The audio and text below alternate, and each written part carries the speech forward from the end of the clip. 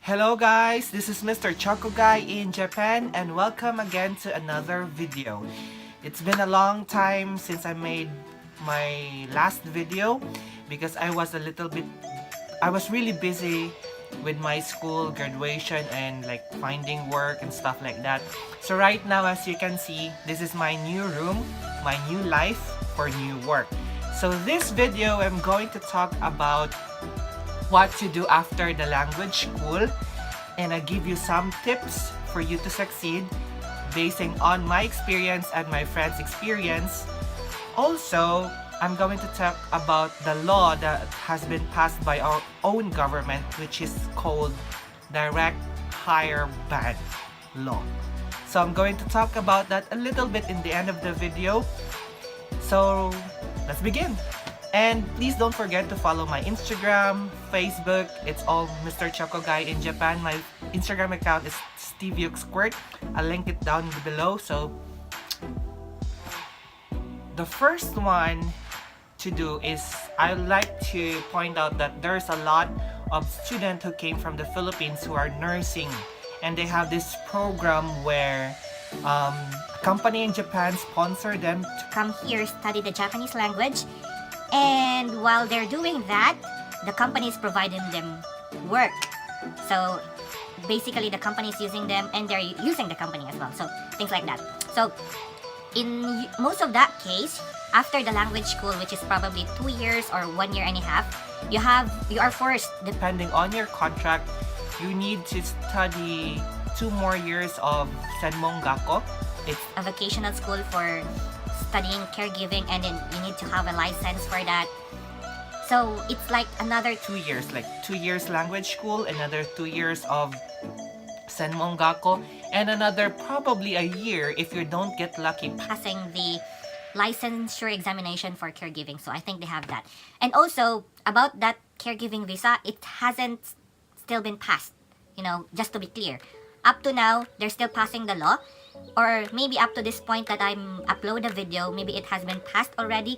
But the first people, the first people who try that kind of visa will be the pioneer. So they're just a testing subject. So we don't know yet how it will go, right? So if you're on that kind of program, just be aware that after the language school, you need to study more. That's your only option because they sponsored you coming here, and you have debt from them. Unless if you can pay the debt before you graduate to language school, in that way you can go out from them and choose your own path. So now for the normal student. So yung mga hindi naman abnormal, pero mga normal students who came here, who paid everything by themselves or with the help of their parents. There are 2 paths. First, the obvious one. You have to pass the JLPT N2 level. What's N2 level? That's working level. That's enable you to enter universities and probably work. And you can do translation job when you have N2 level. So that way, if you graduate with that N2 level, that's like flying colors. If you can graduate with N1, that's much better. You don't have to worry about finding work because company will be glad to accept you anywhere you go, because it's not easy to find someone who can speak English well and also their language. So you'll be very, very lucky, and you find that you have a lot more opportunities for people who have N2 level. Okay? So for people who are like me, who weren't lucky to get N2 level before graduating, there's still a lot of options to take. There's still company who would accept you even though you're entry level. So just keep in mind that it's a little bit harder to find that. So what I might advise is that even for Japanese, especially for foreign students, 4 months or 5 months before graduation, you need to find work. Find work. Yeah, that's it. And why? Because maybe graduation, whatever program you have, the graduation most likely is on March, every March. So if you find work after graduation, that will be very, very hard for you because probably all the options are already taken by other students. Other Japanese, they find work right after 5 months before their graduation. That's how it works here in Japan. It's not the same in the Philippines that after you graduate, you're gonna have to find work. It's not how it works here. So keep reminding. I was hired last October. I was confirmed November. I started passing my papers this December. They started processing it in January. However, there are problems. So it was moved in February. I got to pass my papers on February 16. I got my visa on March 20. So I graduated in March 15. Before I got to graduate, after I graduated, I received my visa. So it's really, really easy and less hassle for you. So additional as well, for normal student, of course, working is not the only option. If you have family here and you don't have to worry about finances, you can go study.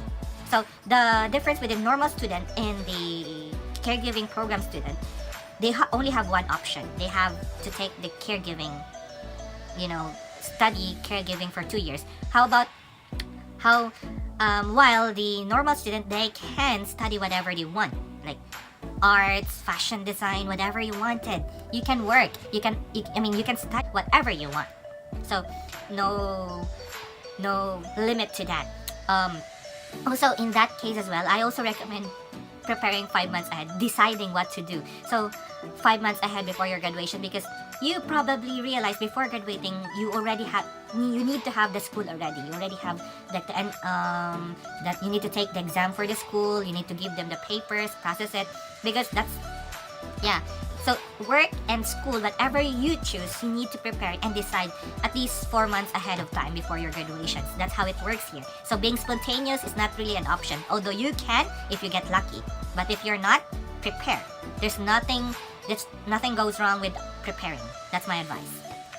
So I also think that you are curious about my work or my visa. So I have an instructor visa. I am an English teacher here in Japan. So yeah, and with my Japanese level, I have JLPT N3 level certificate, so I can speak daily conversation in Japanese, probably higher than that, because before I graduate, we started taking N2 level. I just don't have the time to take the N2 level test. Yeah, that's my visa. If you want to risk like finding work after graduation, it's okay. But just to remind you after graduation, not all school gonna give you enough time to stay here in Japan. Luckily, my school, they gave us graduation is March, April, May, June, July. 4 months. More 4 months to stay in Japan.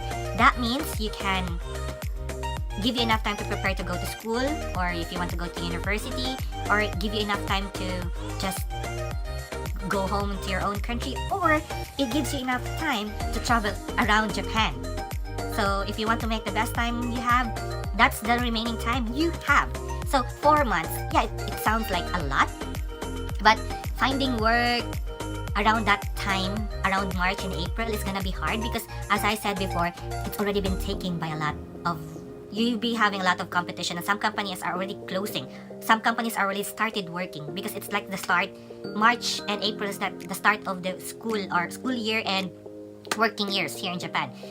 And it's also the busiest time of immigrations. The last thing, which is very frustrating actually, is I just discovered that there is a direct hire ban that is made by the Philippine government, not the Japan. So I get what's the purpose of it. It's to prevent illegal hiring in Japan and to protect the Filipinos as well. But the bad thing about this, it closes the opportunity for people who are doing good. Because we're not violating any law here in Japan. We're doing everything perfectly fine.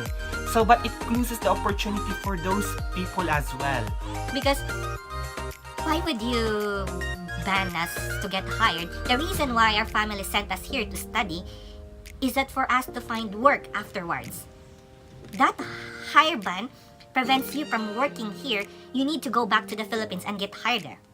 It's a stupid thing. People risk all their money and probably had debts just to send their loved ones here to be able to stand on their own feet, and then you just prevent us the opportunity.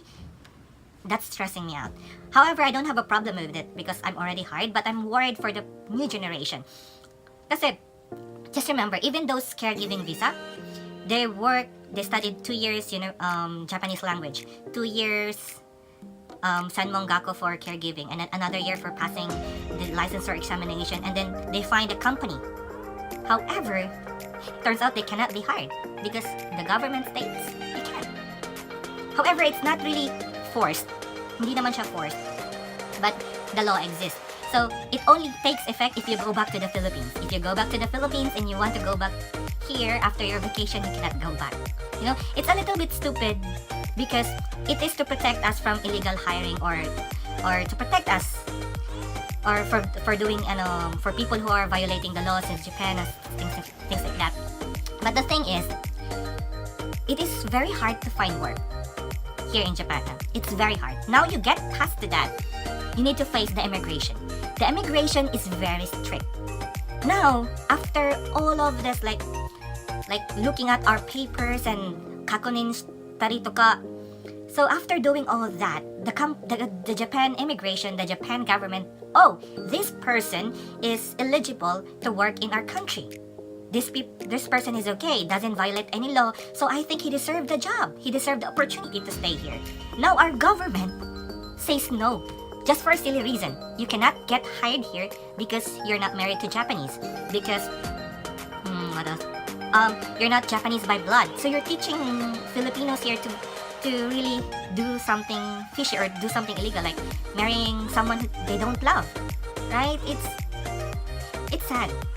Our government doesn't really think on people, on the real situation. They just make laws based on their assumptions, not on the basing on what's happening in here. So I really hope they would think more about our situation because we're helping our country as well.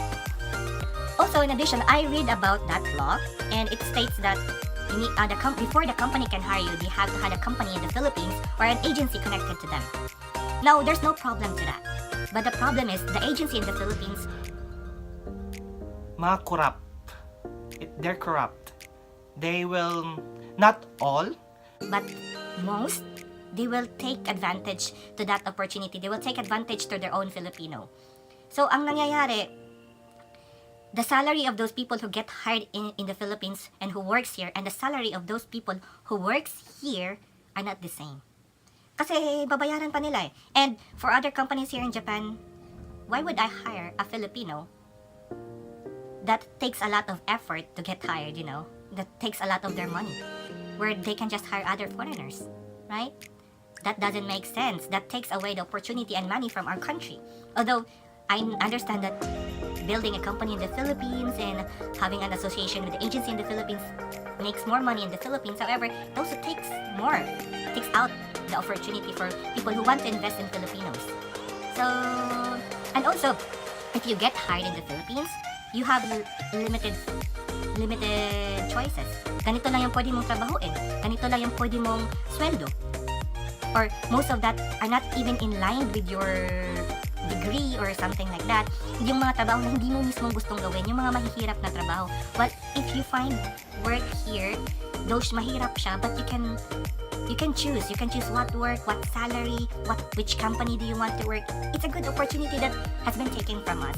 So though it's not compulsory, but it's really saddens me because it will affect the future of those who wants to come here. But you don't have to worry about it yet because it's not compulsory yet. So I'm not versed with the law and I don't know much about it yet, but I'm going to read more, and if ever I want to send a letter or maybe for those people who are running right now as a senator, I will send a letter for them to at least change or to think more about those students here for studying Japanese and for spending universities just to get work here. How about us? How about us that are doing things legally and we are doing things fine, but we are taking off our opportunity? The government should be supporting us, not taking out our opportunity to work. That's our right? Other countries, they have.